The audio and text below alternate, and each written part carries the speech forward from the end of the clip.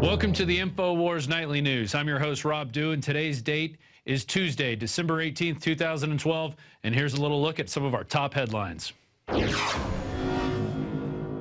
Tonight, Connecticut police say they will prosecute anyone spreading information about the Sandy Hook shooting that has not been approved by the so-called authorities. One thing that's becoming somewhat of a concern, and that is misinformation that's being posted on social media sites. These issues are crimes.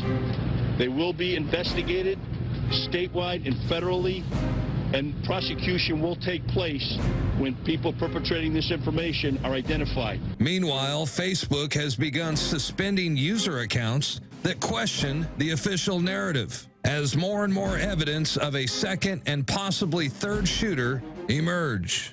That's up next on the InfoWars Nightly News.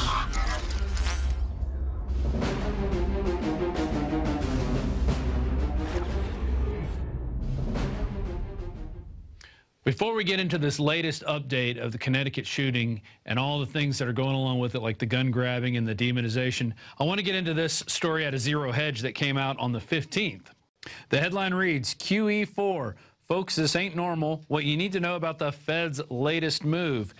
And it goes through a lot of different signals that the writer here at Zero Hedge was looking at. He's saying stocks, aren't reacting the way they should. Gold should be way up, and it's not. And he says here, the markets are now truly broken, not because they don't conform to my predictions, but because they're no longer sending useful price signals.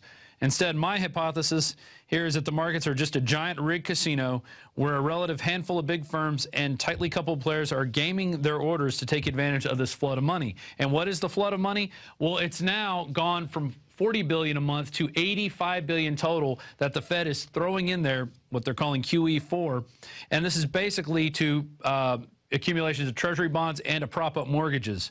And basically it's meant to keep mortgage prices going up so more homes get built, and they think that will lower the unemployment rate. But it's doing it with all this false money, and there's a graph there of the number of jobs that it will take to recover the 4 million jobs that have been lost since right before 2000. It looks like 99 going into 2010. We've lost about 4 million jobs. We're not gaining those jobs back. We're getting very little of that coming back in. And the central bankers are, in effect, conducting a high-stakes experiment.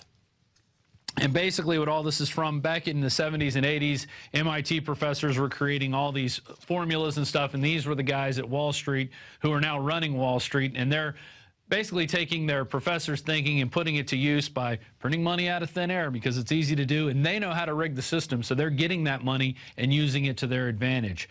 So we're now into QE4, folks, and it only took, what? It just took this year to get to there.